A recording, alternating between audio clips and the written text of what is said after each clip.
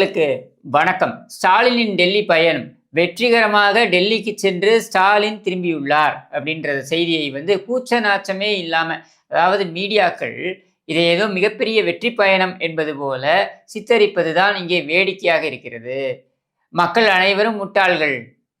அவர்களுக்கு விஷயம் என்ன என்பது கூட தெரியாது. ஸ்டாலின் எதற்காக டெல்லி சென்றார் என்பது கூட அவர்களுக்கு தெரியாது. அதற்கு முன்னர் துரைமுருகன் ஏன் டெல்லி சென்றார் என்பதும் தெரியாது.